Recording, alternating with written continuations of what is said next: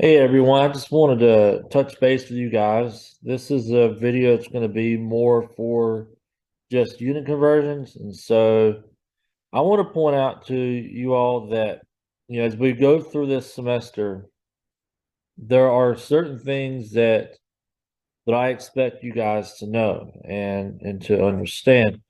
Now, I'm just going to go ahead and pull out. So this is from the PowerPoint you find on Canvas. You have one slide that pertains to SI units, you have another slide that pertains to the metric system, and then you have this slide that pertains to different types of equalities that we'll use throughout this semester. So the first thing I want to do is just kind of explain to you the SI units. And so SI units are units that are used throughout the world. These are international units. And in America, we are so accustomed to just using pounds, ounces, English units that we don't ever, we're never taught these other units that we use around the world. Now, if you were to go to Mexico or anywhere else, you would find that mass is typically measured in grams.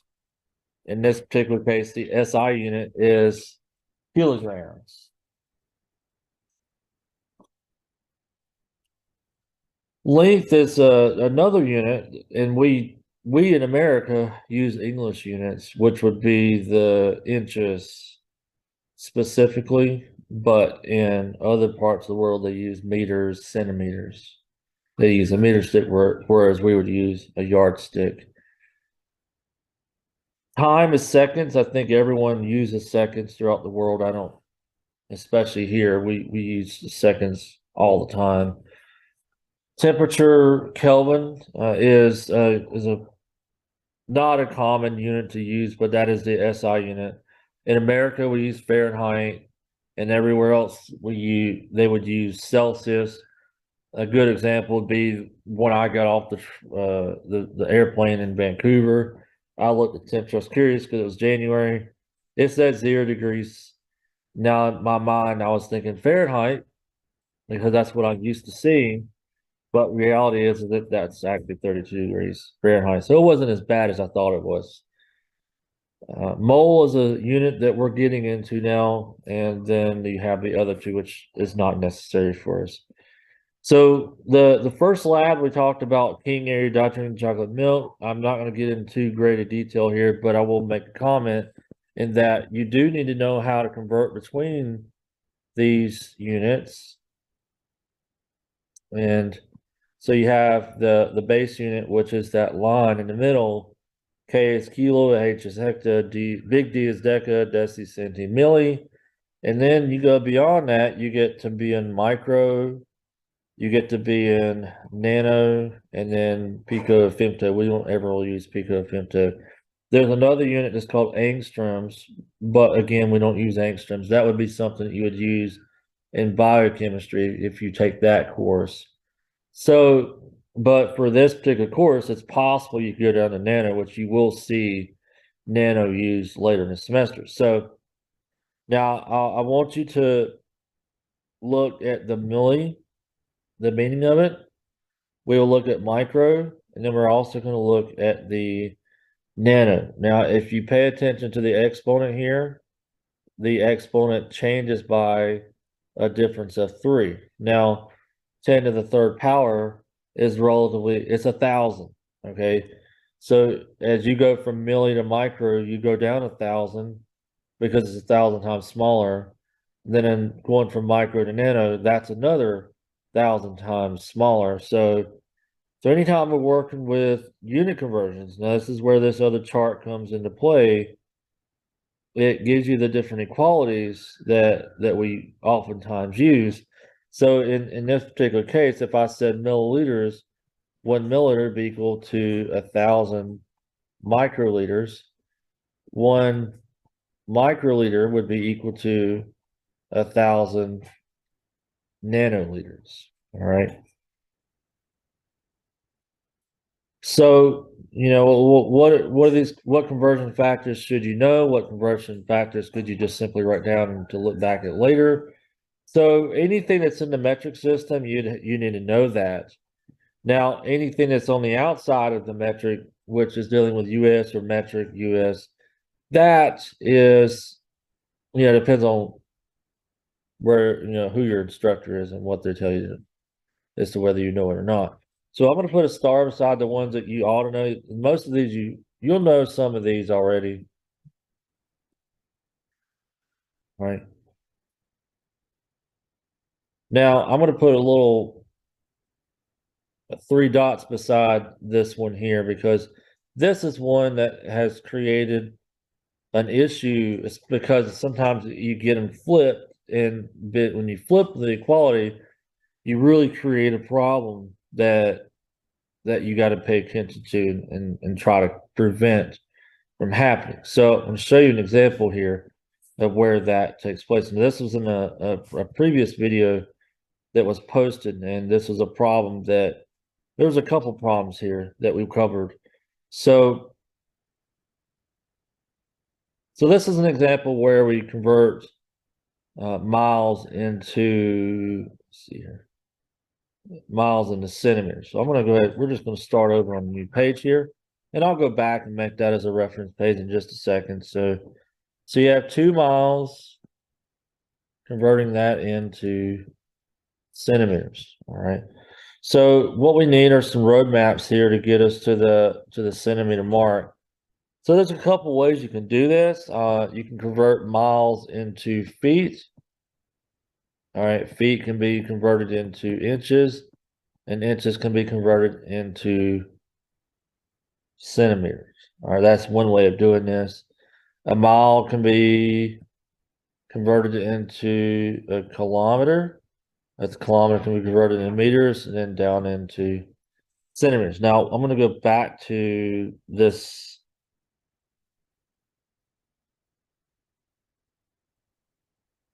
Well, I was going to go back to the previous example.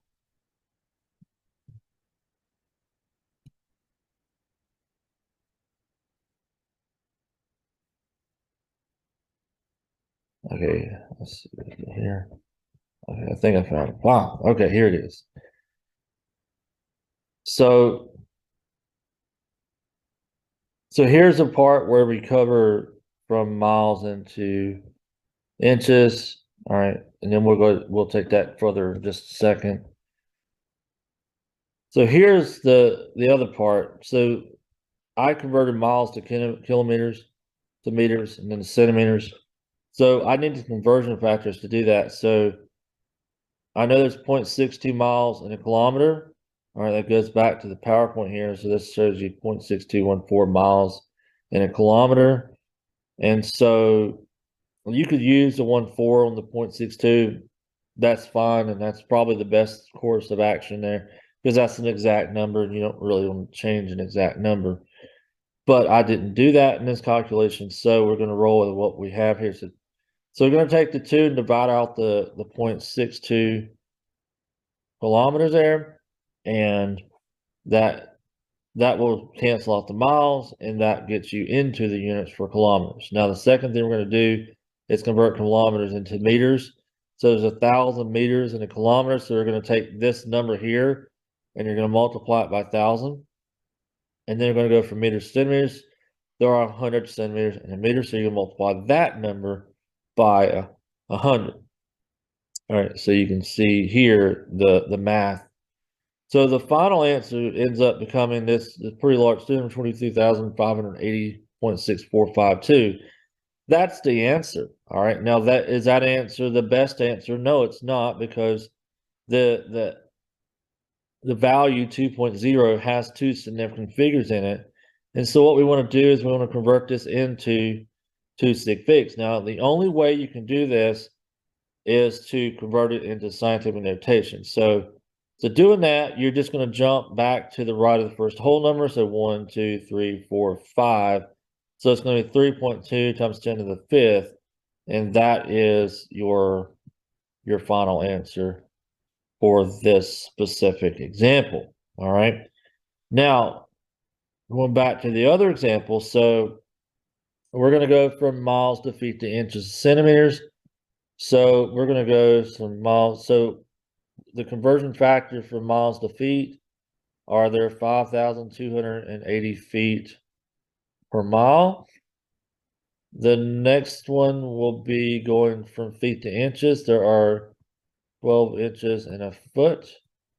And then the last one here, and this is the third part, is going from inches to centimeters. There are 2.54 centimeters in an inch. All right, notice the inches are going to cancel, feet are going to cancel, and then miles are going to cancel. So I'm just going to multiply straight across. And that is going to give us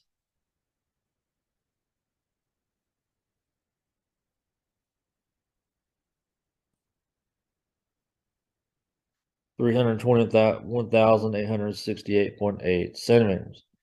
Now, the same thing's going to hold true here. We need to get ourselves to 2 sig figs. So the answer is going to be 3.2 times 10 to the 5th centimeters. All right, so that's how we get that to centimeters. Okay. So those are two examples of where we use our conversion factors to go from one unit to the next unit. So let's say that we're traveling 70 miles per hour down the highway and we're in physics and we want to figure out what our velocity is, and that would be in meters per second. So what we're going to do here is we're going to convert 70 miles per hour, and I'm going to write that exactly like I'm saying it, miles per hour, and we want to convert that into meters per second. Now, the thing about this is that you can't really convert two different units at the same time. So what we're going to have to do is we're going to focus on the miles into meters first, and then hours into seconds. So let's take care of the top. So the miles can be converted into meters by converting it into kilometers and then into meters. So that we know that there are 0.6214 miles in a kilometer. And then we also know that there are 1,000 meters per kilometer. All right, so let's go ahead and do that calculation. So 70 divided by 0.6214 times 1,000. That gives me a fairly large number here, which is 112,648.9 meters per hour. Now, do not worry about significant figures until we get to the final answer. Our next thing is going to be converting our meter or our hour, well, our hours into seconds. So for every hour, there are 3,600 seconds.